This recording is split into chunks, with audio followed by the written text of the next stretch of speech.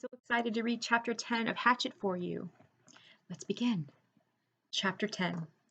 He could not at first leave the fire. It was so precious to him, so close and sweet a thing, the yellow and red flames brightening the dark interior of the shelter, the happy crackle of the dry wood as it burned, that he could not leave it. He went to the trees and brought in as many dead limbs as he could chop off and carry, and when he had a large pile of them, he sat near the fire, though he was getting into the warm middle part of the day, and he was hot, and broke them in small pieces and fed the fire. I will not let you go out, he said to himself, to the flames, not ever. And so he sat through a long part of the day, keeping the flames even, eating from his stock of raspberries, leaving to drink from the lake when he was thirsty.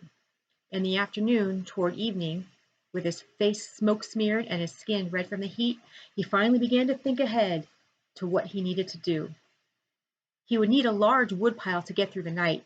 It would be almost impossible to find wood in the dark, so he had to have it all in and cut and stacked before the sun went down. Brian made sure the fire was banked with new wood, then went out of the shelter and searched for a good fuel supply. Up the hill from the campsite, the same windstorm that left him a place to land the plane, had that only been 3-4 days ago? Had dropped 3 large white pines across each other. They were dead now, dry and filled with weathered, dry, dead limbs, enough for many days. He chopped and broke and carried wood back to the camp, stacking the pieces under the overhang until he had what he thought to be an enormous pile, as high as his head and 6 feet across the base. Between trips, he added small pieces to the fire to keep it going, and on one of the trips to get wood, he noticed an added advantage of the fire. When he was in the shade of the trees breaking limbs, the mosquitoes swarmed on him, as usual, but when he came to the fire, or just near the shelter where the smoke eddied and swirled, the insects were gone. It was a wonderful discovery. The mosquitoes had nearly driven him mad, and the thought of being rid of them lifted his spirits. On another trip, he looked back and saw the smoke curling up through the trees and realized for the first time that he now had the means to make a signal. He could carry a burning stick and build a signal fire on top of the rock, make clouds of smoke, and perhaps attract attention, which meant more wood, and still more wood. There did not seem to be an end to the wood he would need, and he spent all the rest of the afternoon into dusk making wood trips. At dark, he settled in again for the night, next to the fire with a stack of short pieces ready to put on, and he ate the rest of the raspberries. During all the work of the day, his leg had loosened, but it still ached a bit, and he rubbed it and watched the fire and thought for the first time since the crash that he might be getting a handle on things, might be starting to do something other than just sit. He was out of food, but he could look tomorrow, and he could build a signal fire tomorrow, and get more wood tomorrow. The fire cut the night coolness and settled him back into sleep, thinking of tomorrow. He slept hard and wasn't sure what awakened him, but his eyes came open and he stared into the darkness. The fire had burned down and looked out, but he stirred with a piece of wood and found a bed of coals still glowing hot and red. With small pieces of wood and careful blowing, he soon had a blaze going again. It had been close. He had to be sure to try and sleep in short intervals so he could keep the fire going, and he tried to think of a way to regulate his sleep, but it made him sleepy to think about it, and he was just going under again when he heard the sound outside. It was not unlike the sound of the porcupine, something slithering and being dragged across the sand, but when he looked out the door opening, it was too dark to see anything. Whatever it was stopped making that sound in a few moments, and he thought he heard something sloshing into the water at the shoreline. But he had the fire now and plenty of wood, so he wasn't as worried as he had been the night before. He dozed, slept for a time, awakened again just at dawn-gray light, and added wood to the still smoking fire before standing outside and stretching. Standing with his arms stretched over his head and the tight knot of hunger in his stomach, he looked toward the lake and saw the tracks. They were strange, a main center line up from the lake in the sand with claw marks to the side, leading to a small pile of sand, then going back down to the water. He walked over and squatted near them, studied them, tried to make sense of them. Whatever had made the tracks had some kind of flat dragging bottom in the middle and was apparently pushed along by the legs that stuck out to each side. Up from the water to a small pile of sand, then back down to the water. Some animal, some kind of water animal that came up to the sand to do what? To do something with the sand? To play and make a pile in the sand? He smiled. City boy, he thought. Oh, you city boy with your city ways. He made a mirror in his mind, a mirror of himself, and saw how he must look. City boy with your city ways, sitting in the sand, trying to read the tracks and not knowing, not understanding. Why would anything wild come up from the water to play in the sand? Not that way. Animals weren't that way. They didn't waste time that way. It had come up from the water for a reason, a good reason, and he must try to understand the reason. He must change to fully understand the reason himself, or he would not make it.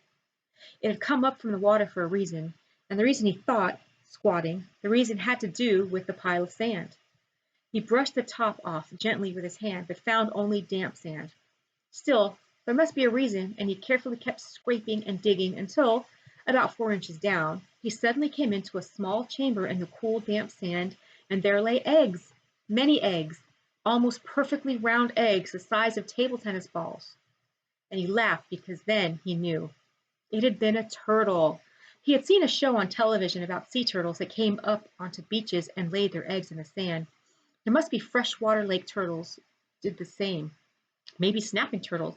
He had heard of snapping turtles. They became fairly large, he thought. It must have been a snapper that came up in the night when he heard the noise that awakened him. She must have come and laid the eggs. Food. More than eggs, more than knowledge, more than anything, this was food. His stomach tightened and rolled and made noise as he looked at the eggs, as if his stomach belonged to somebody else or had seen the eggs with its own eyes and was demanding food. The hunger, always there, had been somewhat controlled and dormant when there was nothing to eat, but with the eggs came the scream to eat. His whole body craved food with such an intensity that it quickened his breath. He reached into the nest and pulled the eggs out one at a time. There were 17 of them, each as round as a ball and white. They had leathery shells that gave instead of breaking when he squeezed them. When he had them heaped on the sand in a pyramid, he had never felt so rich somehow. He suddenly realized that he didn't know how to eat them. He had a fire, but no way to cook them, no container, and he had never thought of eating a raw egg. He had an uncle named Carter, his father's brother, who always put an egg in a glass of milk and drank it in the morning. Brian had watched him do it once, just once, and when the runny part of the white left the glass and went into his uncle's mouth and down the throat in a single gulp, Brian almost lost everything he had ever eaten. Still, he thought, still. As his stomach moved toward his backbone, he became less and less fussy. Some natives in the world ate grasshoppers and ants, and if they could do that, he could get a raw egg down. He picked one up and tried to break the shell and found it surprisingly tough. Finally, using the hatchet, he sharpened a stick and poked a hole in the egg. He widened the hole with his finger and looked inside. Just an egg. It had a dark yellow yolk and not so much white as he thought there would be. Just an egg. Food. Just an egg he had to eat. Raw. He looked out across the lake and brought the egg to his mouth and closed his eyes and sucked and squeezed the egg at the same time and swallowed as fast as he could. Ugh. It had a greasy, almost oily taste, but it was still an egg. His throat tried to throw it back up. His whole body seemed to convulse with it, but his stomach took it, held it, and demanded more. The second egg was easier, and by the third one, he had no trouble at all. It just slid down. He ate 6 of them, could have easily eaten all of them and not been full, but a part of him said to hold back, save the rest. He could not believe the hunger. The eggs had awakened it fully, roaringly, so that it tore at him. After the 6th egg, he ripped the shell open and licked the inside clean, and then went back and ripped the other 5 open and licked them out as well and wondered if he could eat the shells. There must be some food value in them, but when he tried, they were too leathery to chew and he couldn't get them down. He stood away from the eggs for a moment, literally stood and turned away so that he could not see them. If he looked at them, he would have to eat more. He would store them in a shelter and eat only 1 a day. He fought the hunger down again, controlled it. He would take them now and store them and save them and eat 1 a day, and he realized as he thought he had forgotten that they might come, the searchers. Surely they would come before he could eat all the eggs at 1 a day. He'd forgotten to think about them, and that wasn't good. He had to keep thinking of them because if he forgot them and did not think of them, they might forget about him, toilet paper. And he had to keep hoping. He had to keep hoping. Wow, that's the end of chapter 10. That sounds so interesting. I can't wait to read chapter 11. I hope you're totally enjoying this book. It sounds amazing. Enjoy. Bye.